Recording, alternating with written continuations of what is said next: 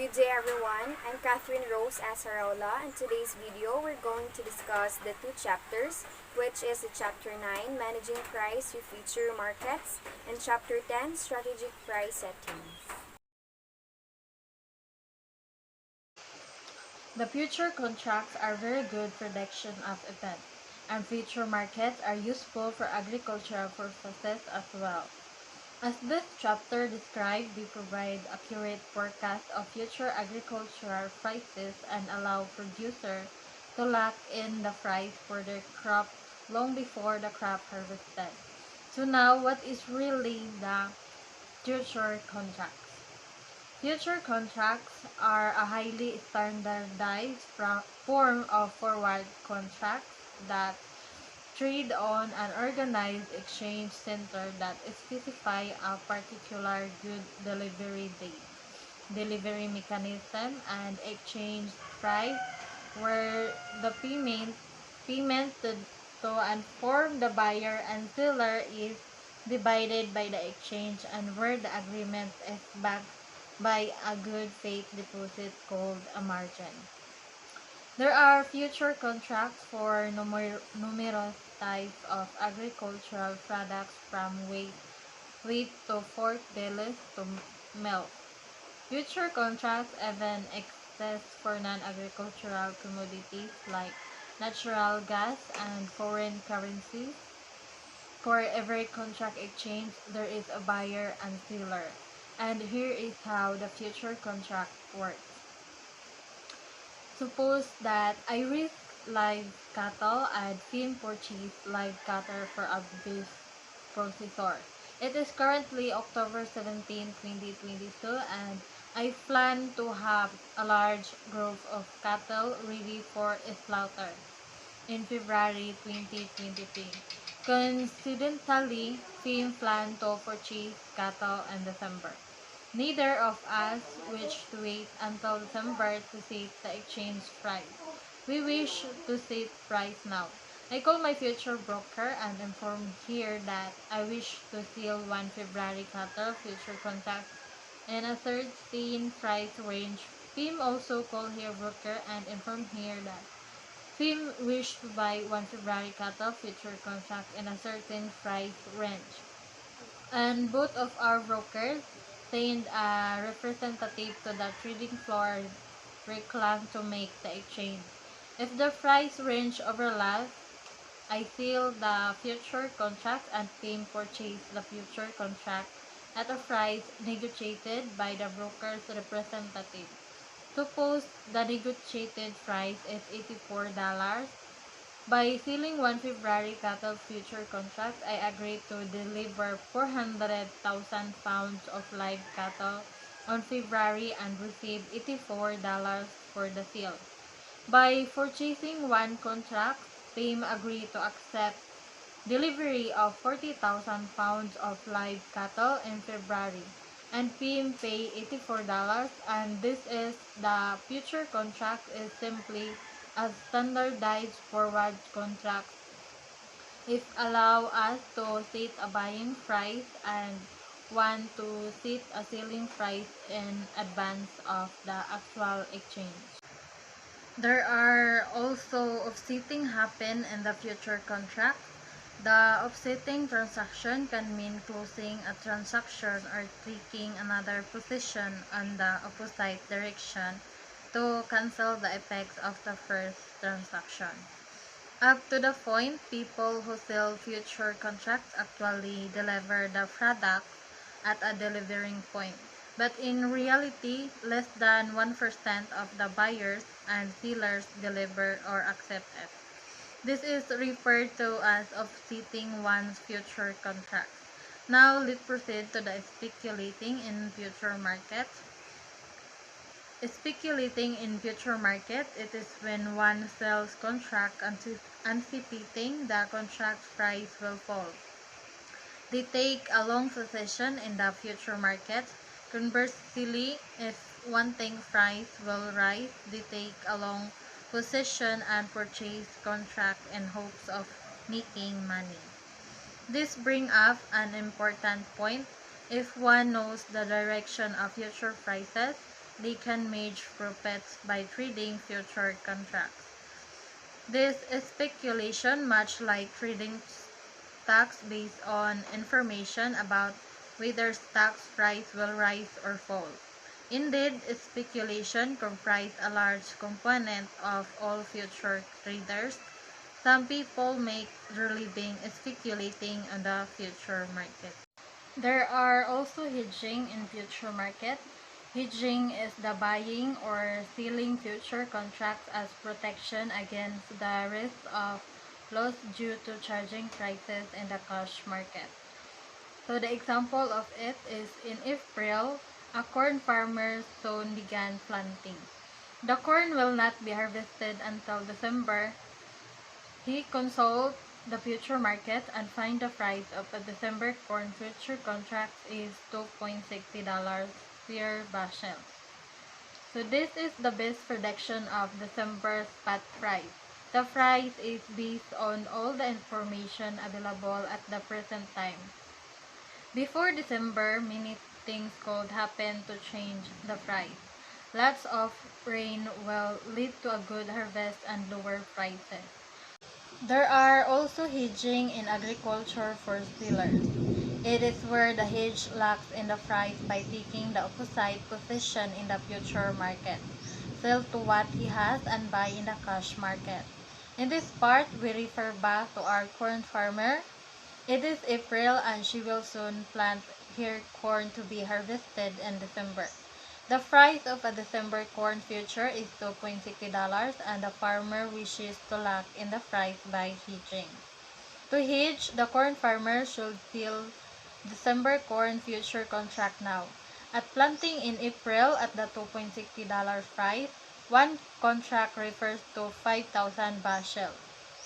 So if the farmers expect to harvest 20,000 bushels, he should sell 4 contracts. When December comes, the corn unharvested, he should simply deliver the corn to a designated delivery location and receive the $2.60 price.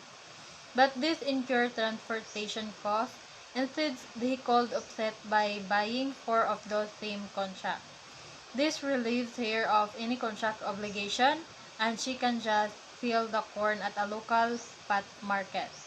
The net price she will receive is something close to $2.60 higher than the spot price.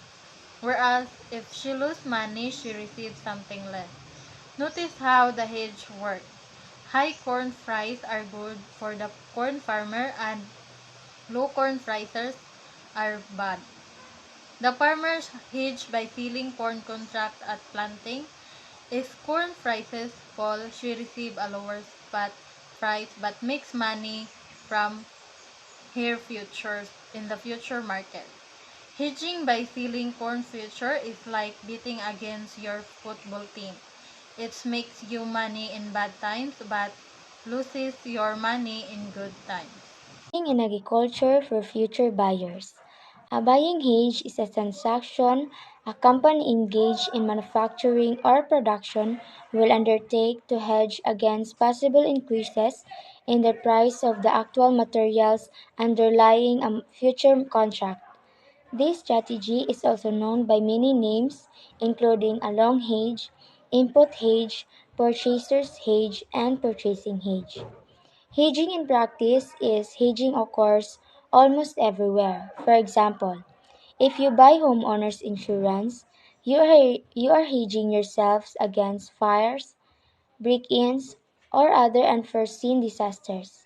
Portfolio managers, individual investors, and corporations are use hedging techniques to reduce their exposure to various risks. Options in future markets is an option on a futures contract gives the holders right, but not the obligations, to buy or sell a specific future contract at a strict price on or before the option's expiration date. Put option for sellers is an often used in conjunction with a forward contract, gives the sellers right to choose some of the specifications of a derivative agreement. such as the time and place of delivery of the underlying security or commodity.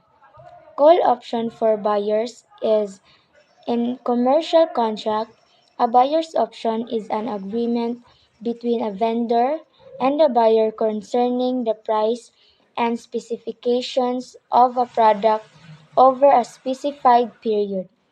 The buyer's options does not stipulate the quantity of product that the buyer is obligated to purchase, and putting it all together, well, it is a buying hedge could take the form of manufacturer purchasing a futures contract to protect against increasing price or underlying assets or commodity.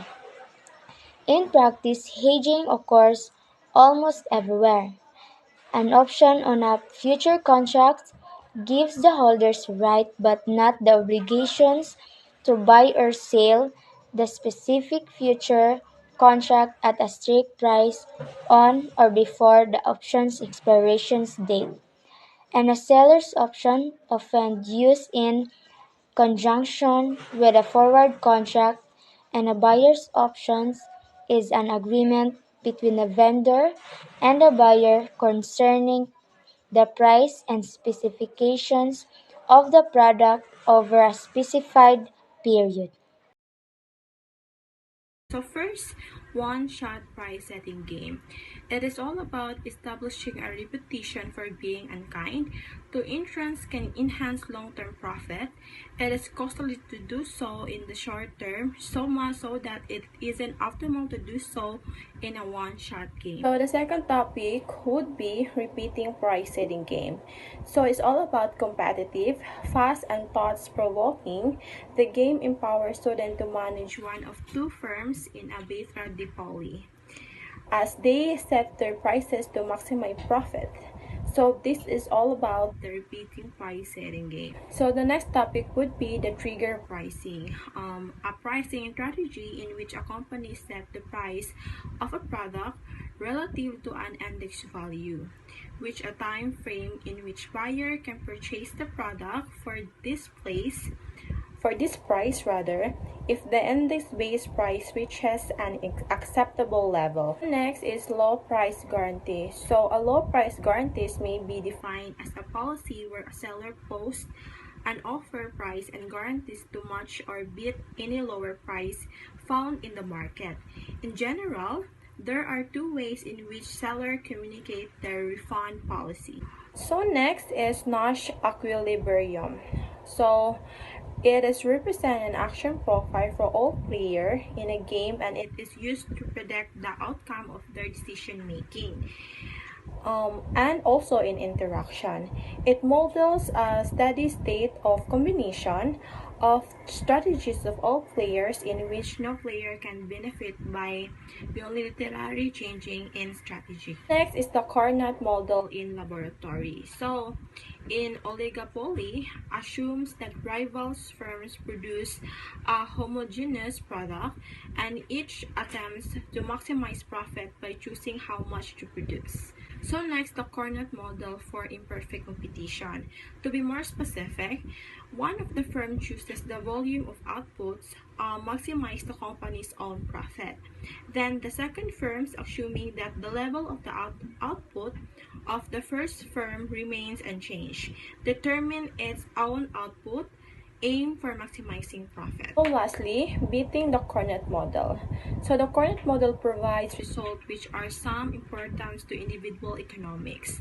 Moreover, the degree to which each firm's price exceeds marginal cost is directly proportional to the firm's market share and inversely proportional to market elasticity of demand.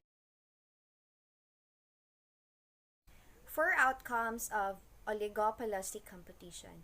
First, stable competitors facilitates collusion. Tacit collusion only works when all firms have a mutual understanding that all firms will set a high price, because if one firm defect from the collusion and charges a slightly low price, the defecting firm heap enormous profits and other firm make little. Yet, When firm defects, other firms quickly punish that firm by charging even lower prices. Second, pre-play communication facilitates tacit collusion.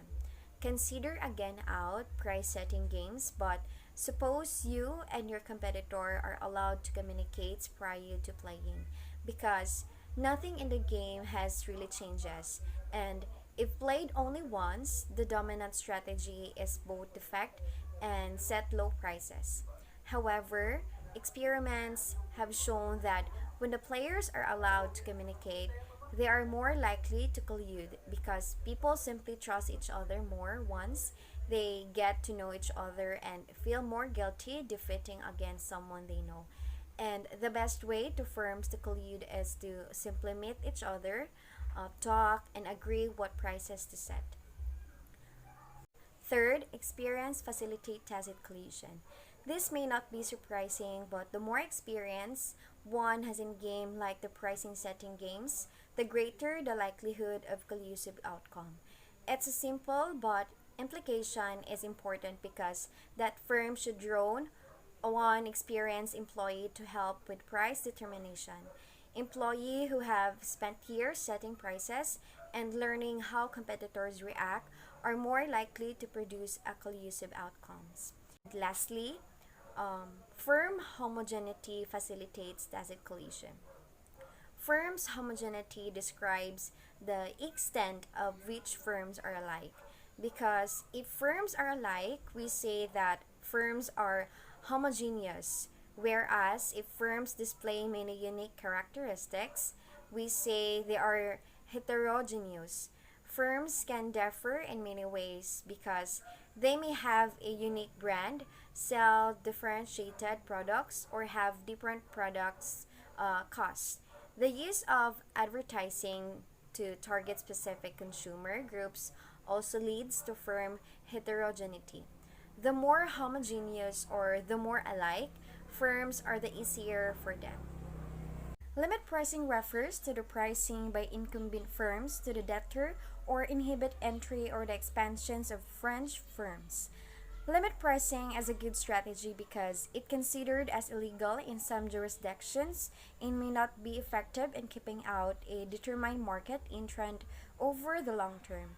However, it may be useful in a short to medium term in reducing the level of competition in a market. Predatory pricing is a method of pricing in which a seller sets a price so low that other suppliers cannot compete and are forced to exit the market. The essential advantage of predatory pricing is that by communicating one's willingness to use predatory pricing, possible new entrants to the market will be deterred from competing. Other advantage is that financially weaker competitors will be driven from the market or into smaller niches within the market. Predatory pricing is a method of pricing in which a seller sets a price so low that other suppliers cannot compete and are forced to exit the market. The essential advantage of predatory pricing is that by communicating one's willingness to use predatory pricing, possible new entrants to the market will be deterred from competing. Other advantage is that financially weaker competitors will be driven from the market or into smaller niches within the market. Predatory pricing, defined in economic terms as a price reduction that is profitable only. Because of the added market power the predator gains from eliminating, disciplining, or otherwise inhibiting of a rival or potential rival.